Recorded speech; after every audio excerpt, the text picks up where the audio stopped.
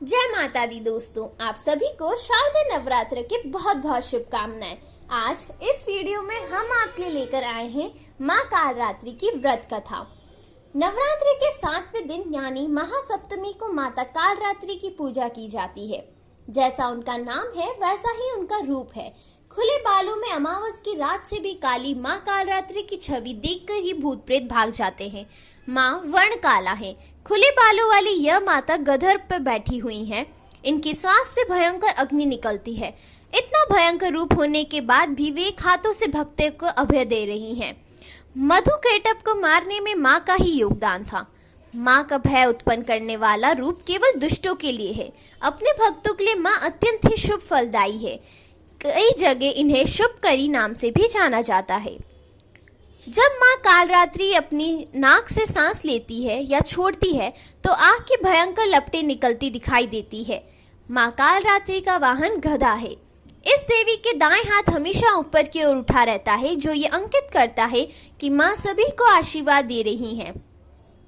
माँ कालरात्रि के निचले दाहिने हाथ की मुद्रा भक्तों को भय से दूर करने वाली है, जबकि उनका बाएं हाथ में लोहे से बना एक कांटे जैसा अस्त्र है और निचले बाएं हाथ में कटार है।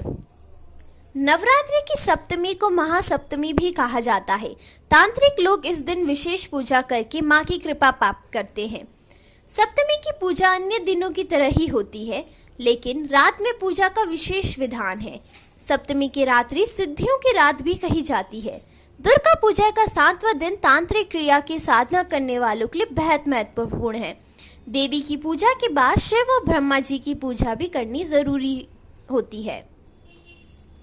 माँ कालरात्रि दुष्टों का विनाश करने वाली हैं। दानव, दैत्य, राक्षस, भूत, प्रेत आदि इनके स्मरण मात्र से ही भयभीत होकर भाग जाते हैं। यह ग्रह बाधाओं को भी दूर करने वाली हैं। इनके उपासकों को अग्नि भय, जल भय, जंतु भय, शत्रु भय, रात्रि भय आदि कभी नहीं होते। इनकी कृपा से वह सर्वथा भय मुक्त हो जाता है। नवरात्रि के 7वें दिन साधक को मन सशास्त्र चक्र तक पहुंच जाता है। इस तरह के भक्तों के लिए ब्रह्मांड की सभी सिद्धियों को प्राप्त करने के दरवाजे खुल जाते हैं। इस दिन माँ कालरात्रि की पूजा करने से सभी पाप धुल जाते हैं और रास्ते में आने वाली सभी बाधाएं पूरी तरह खत्म हो जाती हैं। कथा के अनुसार दैत्य शुभ, निशुंभ और रक्त बीज ने तीनों लोकों में हाहाकार मचा रखा था। इससे चिंतित होकर सभी देवतागण शिवजी के पास गए। शिवजी ने देवी पार्वती से राक्षसों का वध कर अपने भक्तों की रक्षा करने को कहा। शिवजी की बात मानकर पार्वती जी ने दुर्गा का रूप धारण किया और शुंभ निशुंभ का वध कर दिया। परंतु जैसे ही दुर्गा जी ने रक्त बीज को मारा, उसके शरीर से निकले रक्त से लाखों रक्त बीज उत्पन्न हो गए।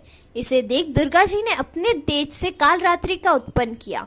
इसके बाद जब दुर्गा जी ने रक्त बीज को मारा तो उसके शरीर से निकलने वाले रक्त को कालरात्रि ने अपने मुख में भर लिया और सबका गला काटते हुए रक्त बीज का वध कर दिया। यदि आप सभी को ये कथा अच्छी लगी हो तो ऐसी और कथाएं सुनने और जानने के लिए इस चैनल को लाइक, शेयर और सब्सक्राइब करें। जय माता दी।